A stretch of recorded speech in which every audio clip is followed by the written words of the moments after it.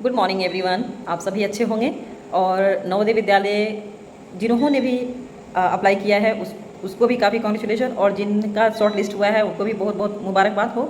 और इसके अलावा अभी जिनके इंटरव्यू हो चुके हैं तो वो घबरा रहे होंगे कि हमारा क्या रिजल्ट आने वाला है। ठीक है, तो घबराने की कोई ज़रूरत नहीं है। आपने एक्सपीरियंस कर भी लिया होगा अभी तक कि कैसा क्वेश्चन आता है, वहाँ का इन्वायरमेंट कैसा आपको लगा। फर्स्ट टाइम में तो उतने क्लियर नहीं हुए होंगे, लेकिन आपको कुछ ना कुछ ज़रूर फील हुआ होगा वहाँ जा करके। तो जिनका इंटरव्यू अच्छा गया उनको भी बहुत बहुत कॉन्ग्रेचुलेशन, और जिनका नहीं हुआ कोई घबराने की बात नहीं है, क्योंकि आपको आइडिया लगा कि हमें गलतियाँ कहाँ नहीं करनी है और मुझसे जो मिस्टेक हुआ है क्या क्या मिस्टेक हुआ है।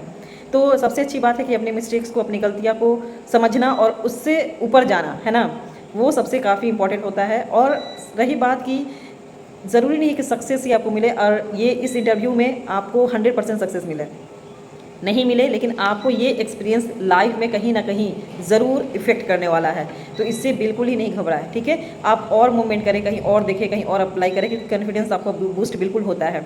चलिए बात कर लेते हैं जो अभी और जिनकी बाकी है इंटरव्यू अभी, और जिनका जिनका रह गया है तो उनको क्या करना चाहिए। ठीक है, तो सबसे पहले आप बिल्कुल घबराने की बिल्कुल ज़रूरत नहीं है। आप पूरी कॉन्फिडेंस के साथ जाइए, और आपको क्या इंपॉर्टेंट लेकर के जाना है। ठीक है, आपने सब कुछ अच्छे से तैयारी कर ली है, काफ़ी रात जगी हुई है, और मतलब काफ़ी आप टेंशन में रहे हो इतने दिनों से, तैयारी जम करके किया है आपने। तो आप एक ऐसा भी होता है कि आपने सबने तैयारी अच्छी की है और वहाँ जाने के बाद आपका सिलेक्शन नहीं होता है। उसका रीज़न क्या होता है कि आप डॉक्यूमेंट प्रॉपरली आप लेकर के नहीं गए होते हो।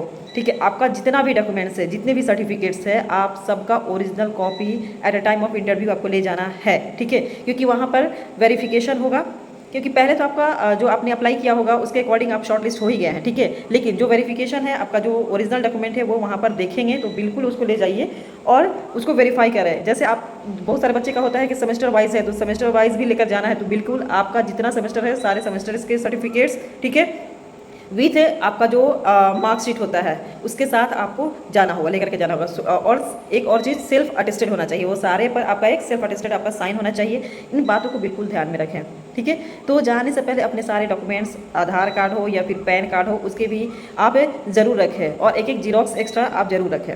ठीक है, ये तो बात हो गई आपको डॉक्यूमेंट्स की, क्योंकि ये काफ़ी इंपॉर्टेंट है। इसकी वजह से आपको क्या होता है कि वहाँ जा करके फिर आपको रिटर्न होना होता है ना। इंटरव्यू अच्छे होने के बावजूद भी आपका क्या होता है, रिटर्न मिलता है, तो ये काफ़ी सैडनेस होती है। ठीक है, तो इस बात को आप जरूर केयर करें। इसके अलावा वहाँ जाने पर जैसे कई बच्चों का सवाल होता है कि कहते हैं कि जो हमारा सब्जेक्ट्स है, जैसे अभी एक कमेंट आया था हिस्ट्री का, है ना, उनका क्या सब्जेक्ट है, जो कैंडिडेट है उनका हिस्ट्री सब्जेक्ट है, तो वो उनका है कि मैं क्या पढ़ूँ, क्या मतलब कि किस तरह के क्वेश्चन आएंगे। ठीक है, कोई भी सब्जेक्ट हो, इवन जितने भी पीजीटी टीजीटी होंगे, ठीक है, वो कोई भी सब्जेक्ट्स हो, आप इतना ध्यान दें कि एनसीईआरटी की जो बुक्स है उस क्लास का तो आपको बिल्कुल कॉन्फिडेंटली एक एक पॉइंट का क्लियर होना चाहिए कॉन्सेप्ट, क्योंकि जब कॉन्सेप्ट क्लियर होता है तो अपने आप में कॉन्फिडेंस है ना वो खुद दिखने लगता है। ठीक है, एक तो ये बात आपको ध्यान रखना है। तो जैसे कि आप हिस्ट्री के हैं तो 12th क्लास तक की जो हिस्ट्री की बुक है 11th और 12th की, उसको एकदम अच्छे से ओवरव्यू कर लेना है, ताकि कहीं से भी क्वेश्चन पूछे।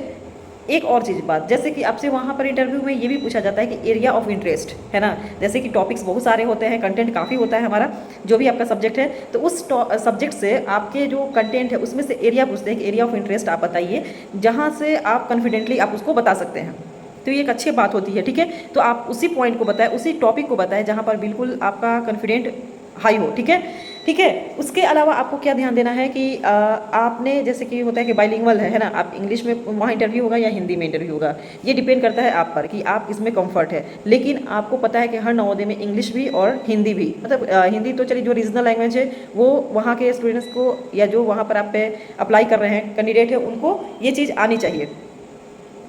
तो इंग्लिश में भी वो पूछ सकते हैं क्वेश्चन, ठीक है, और हिंदी में भी आप उससे पूछ सकते हैं। लेकिन मेरे कहने का मतलब ये है कि जब आप हिंदी में हैं पूरे कॉन्फिडेंट, तो हिंदी में ही आप सारे आंसर को आप दीजिए। ठीक है, ये ना कि मिक्स कीजिए, आप हिंदी में दे रहे हैं तो हिंदी कीजिए, इंग्लिश दे रहे हैं तो इंग्लिश कीजिए, दोनों लैंग्वेज आप एक साथ मर्ज करके नहीं कीजिए तो ज़्यादा बेटर होता है। ठीक है, इसके अलावा आपको डेमो की बात होती है कि डेमो कभी कभी होता है कि किसी सब्जेक्ट में लिया जाता है, कभी नहीं लिया जाता है, लेकिन आपको हमेशा एक पेन और अपने साथ एक पेज जरूर लेकर के जाना चाहिए। ठीक है, क्योंकि इससे क्या होता है कि कोई क्वेश्चन पुट अप कर देते हैं, जैसे कि अगर मैं मैथ्स की बात करूँ, कंप्यूटर साइंस की बात करूँ, या फिर फिजिक्स की बात करूँ, केमिस्ट्री की, कुछ आपको इक्वेशंस या फिर फॉर्मूले वगैरह दिए जाते हैं, या फिर कुछ कोड दिए जाते हैं, और उसको कहा जाता है कि इसका आउटपुट क्या होगा, इसका रिजल्ट क्या होगा, इसका रिएक्शन क्या होगा। ठीक है, तो ये आपको ध्यान देना है, तो इसकी भी प्रैक्टिस करके ज़रूर जाएँ। ठीक है, इसके अलावा और आपको क्या ध्यान देना है कि आपको वहाँ पता है कि आपके जो रिलेटेड जो सब्जेक्ट्स हैं वो तो एक्सपर्ट होते ही हैं, और वो एक्सपर्ट कौन होते हैं, नवोदय से ही होते हैं या फिर केंद्रीय विद्यालय के एक्सपर्ट आते हैं, ठीक है, उसी सब्जेक्ट्स के। क्योंकि आपको वहाँ पर एज अ कॉन्टेक्ट टीचर इसलिए लिया जा रहा है कि आपके जो सब्जेक्ट्स हैं वहाँ परमानेंट टीचर नहीं है ऑब्वियस है, तो किसी और नवोदय से या फिर किसी केंद्रीय विद्यालय से वहाँ से टीचर्स को बुलाए जाते हैं, और वही टीचर होते हैं जो 11th 12th में वहाँ पढ़ाते हैं।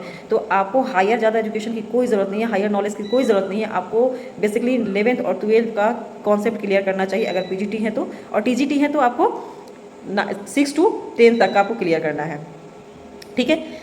इसके अलावा जैसे कि आप कहते हैं कि वहाँ पर कितने ड्यूरेशन तक क्वेश्चन पूछे जाएंगे, कितना टाइम कितना क्वेश्चन, तो ये डिपेंड करता है कि आप कितना आंसर करते हैं, उनको सेटिस्फैक्शन मिलता जाएगा, आपसे क्वेश्चन पूछते जाएंगे, ठीक है, और उन्हीं का सिलेक्शन होता है। तो इंटरव्यू का आपने मार्क्स देखा होगा कितने इंटरव्यू पर मिलता है, आपके डॉक्यूमेंट्स के कितने मार्क्स हैं, ठीक है, और इसके अलावा आपके कम्युनिकेशन वे ऑफ टॉकिंग है ना, आप किस तरह से कम्युनिकेट कर रहे हैं, आपका बॉडी लैंग्वेज ये काफ़ी मायने रखता है। तो अपने बॉडी लैंग्वेज को भी काफ़ी इंपॉर्टेंट दीजिएगा कि किस तरह से, क्योंकि वहाँ एक ऐसे पर्सन वहाँ पर होते हैं जो आपको कंटिन्यूसली विदाउट एनी क्वेश्चन आपके ऊपर ही उनकी आई होती है ना, तो वो आपके पोस्टर्स को देखते हैं कि आप में कितना कॉन्फिडेंट है, क्योंकि ये आपको पता है कि जैसे एक फ्रेशर होते हैं और एक एक्सपीरियंस बंदे होते हैं, वाकई में काफ़ी डिफरेंस हो जाता है, ठीक है। लेकिन ऐसा नहीं है कि आप फ्रेशर हैं तो आपको कॉन्फिडेंस नहीं होगा, आपको अपने नॉलेज पर कॉन्फिडेंस होना चाहिए, और आपको वो कॉन्सेप्ट अगर क्लियर है तो आप कॉन्फिडेंटली आंसर करेंगे, कोई ज़रूरत नहीं है आपको हेजिटेट करने की या फिर डरने की, है ना।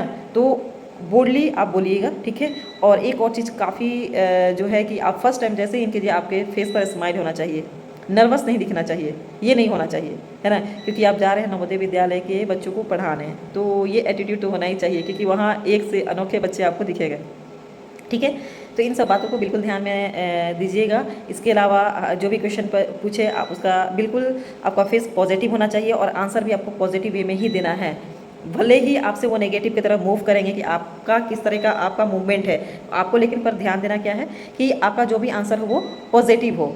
जैसे आपसे ये भी पूछा जाता है, मैंने पिछली बार भी वीडियो में कहा है कि जैसे वो लोग पूछते हैं कि इस रीज़न में आपको यहाँ पर दे दिया जाए इस नवोदय में, तो आपका क्या राय है, क्या आप जाना चाहेंगे वहाँ पर, क्या आप वहाँ पर एडजस्ट कर पाएंगे, तो आपको बिल्कुल हाँ में ही आंसर देना है। बिल्कुल मैं अपने लेवल से कोशिश करूँगा या करूँगी वहाँ पर बिल्कुल वहाँ फिट बैठने का, और ऐसा शिकायत की कभी मौका नहीं आने दूंगा या दूंगी।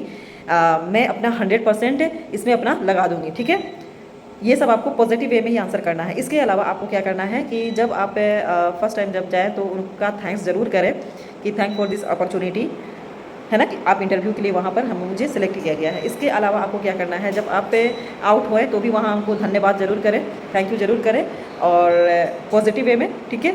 इसके अलावा आपका क्या क्वेश्चन है कि वहाँ पर क्या टीचर्स अगर परमानेंट जिनकी जॉब हो जाती है, आपके 1 महीने या 2 महीने जॉब करते हुए और वहाँ पर अगर परमानेंट टीचर्स आ जाते हैं तो ऑब्वियसली वह आपको वहाँ से वैकेंट किया जाएगा, क्योंकि ये मेंशन किया रहता है कि आपका जो ये जॉब है कब तक आपका एक्टिव है ना, कब तक रहेगा, या तो सेशन के एंड तक किया जाता है, या फिर आप जैसे ही वहाँ कोई परमानेंट टीचर आ जाते हैं उस पोस्ट के तो आपको वहाँ से हटा दिया जाता है। तो ये माइंड में आपको फिट करके रखना है, ठीक है। तो इससे भी आपको कोई ज़रूरी नहीं है कि वो आएंगे ही, इसलिए आप पॉजिटिव वे में जाइए, इसको माइंड में नहीं ले, क्योंकि अब बहुत सारे टेंस होते हैं कि अभी तो 2 महीने हुआ, 1 महीने हुआ और हमें हटा दिया गया या हटा दिया जाएगा, ठीक है।